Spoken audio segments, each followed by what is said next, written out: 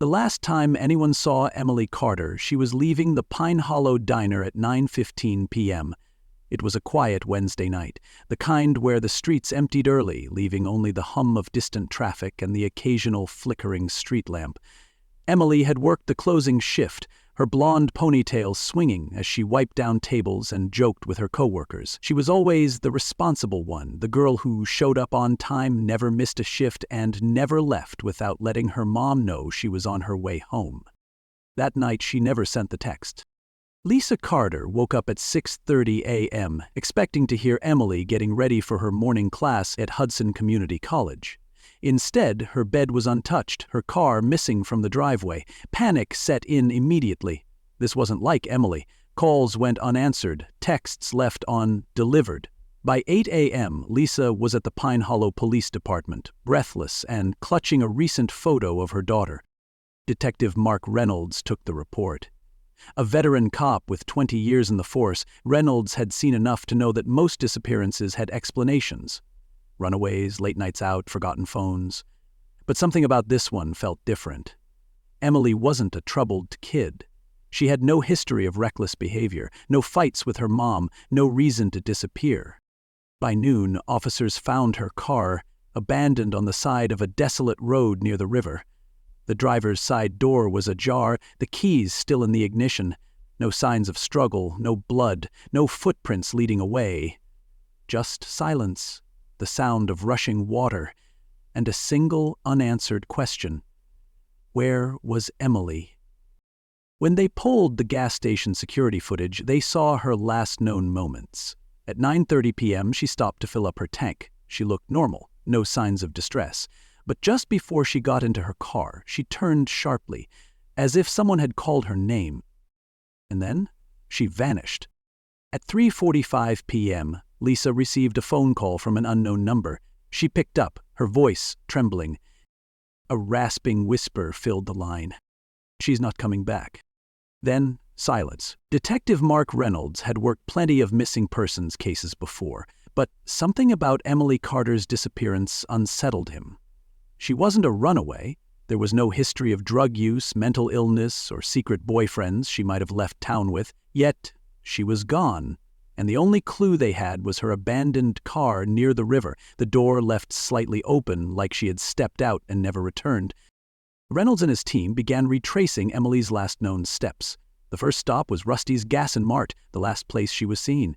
The grainy security footage showed Emily pulling in at 9:30 p.m. She filled her tank, grabbed a bottle of water from inside, and returned to her car. Everything seemed normal, until the last few seconds.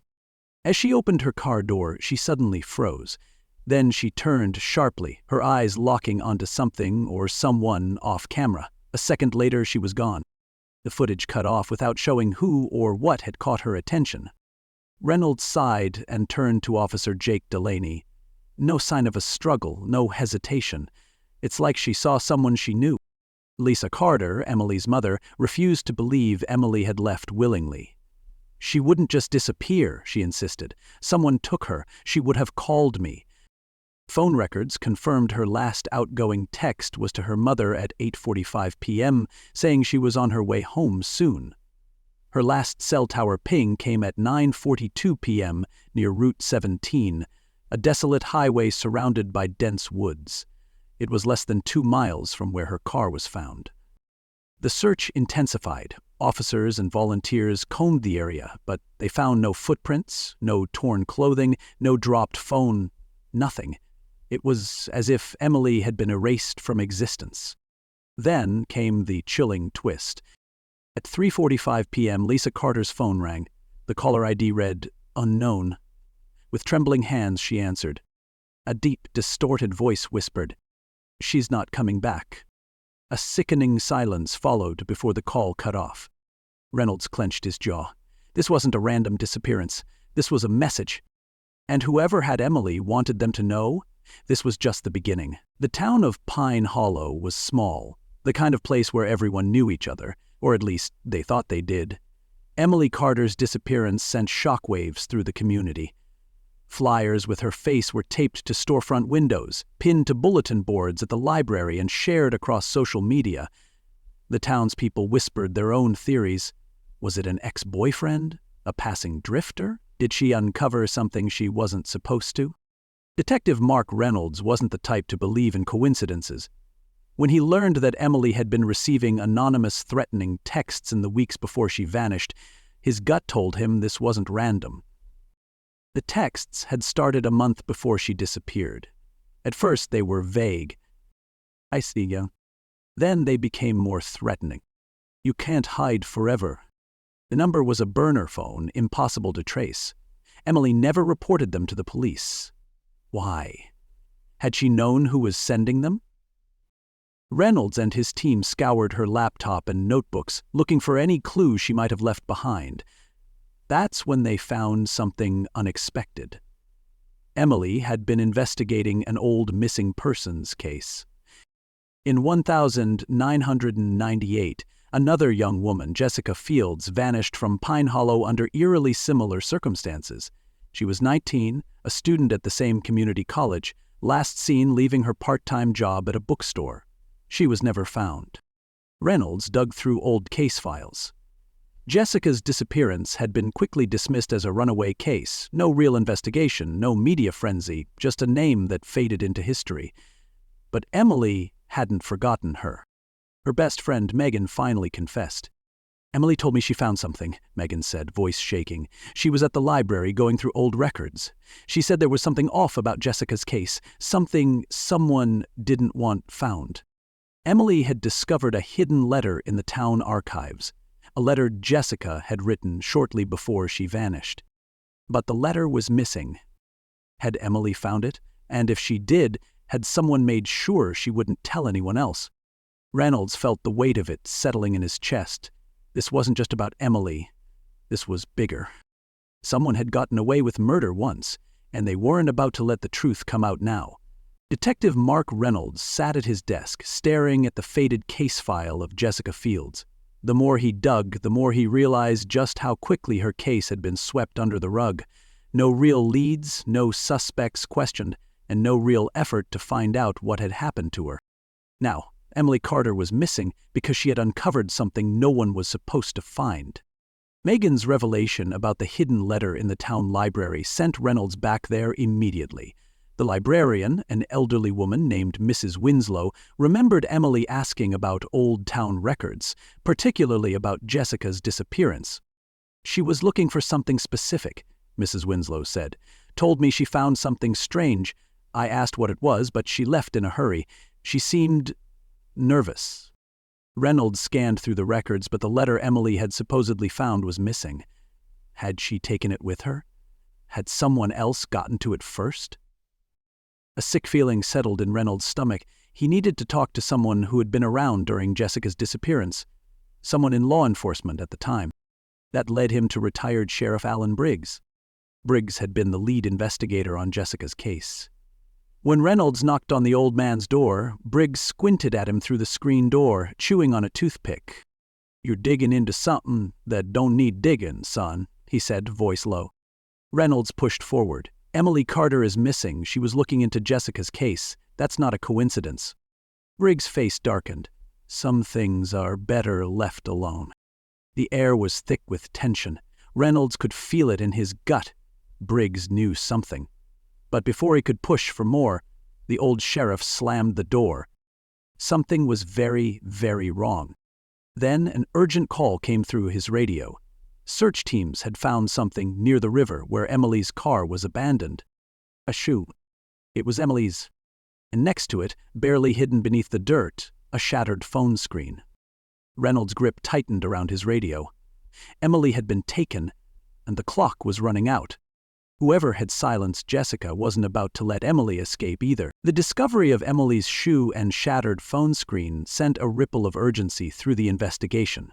Search teams expanded their perimeter near the river, combing through thick brush and muddy terrain, but there was still no sign of Emily. Detective Mark Reynolds felt the weight of time pressing against him. She was out there, somewhere, and the longer she remained missing, the slimmer the chances of finding her alive. Reynolds went back to retired Sheriff Alan Briggs, this time refusing to leave without answers. "Emily wasn't the first," Reynolds said, stepping forward. Jessica Fields vanished the same way, and you let that case die." Briggs' weathered face twitched. He exhaled sharply, shaking his head. "You don't understand," he muttered. "Then explain it to me," Reynolds pressed. Briggs hesitated, then finally he spoke. "Jessica was never supposed to be found," he said quietly. "Neither is Emily." Reynolds' pulse quickened. "Who's behind this?" Briggs swallowed hard. "There are people in this town, powerful people, who make problems disappear. Jessica was one of those problems. She found out about something she wasn't supposed to, so they took care of it." A chill ran down Reynolds' spine. "And Emily?" Briggs lowered his gaze. "She poked the same hornet's nest." Reynolds clenched his jaw. "Who, Briggs? Who took them?" Briggs only shook his head. "I can't help you." Reynolds slammed a hand against the doorframe. "If Emily dies, that's on you." The old man's shoulders slumped. His voice was barely above a whisper. "Are already too late." Reynolds turned on his heel and rushed back to the station, adrenaline surging through his veins. He had a lead now, but he needed proof. Back at the station, forensic techs examined Emily's broken phone screen.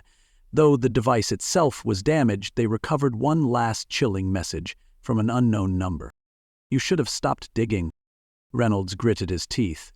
Emily was taken because she uncovered something buried, and now the people responsible were warning him to back off.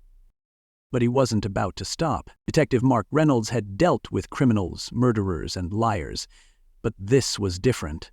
This was a cover-up. Emily Carter had found something worth killing for, and now Reynolds was running out of time to find her before she became just another ghost in Pine Hollow's dark history. The recovered message on Emily's shattered phone, "You should have stopped digging," told him one thing: he was on the right track. Reynolds dug deeper into old town records, searching for connections between Jessica Fields' disappearance in 1998 and Emily's in the present. The answer came in the form of a name he had seen before: Mayor Charles Whitmore. Whitmore had been a young deputy when Jessica disappeared. Now he was the most powerful man in town. Reynolds rushed to City Hall, his badge flashing as he pushed past the receptionist. Whitmore was sitting in his office, calm as ever, sipping a glass of expensive whiskey. "I was wondering when you'd show up, Detective," the mayor said, leaning back in his leather chair. Reynolds clenched his fists. "Where is she?" Whitmore smiled.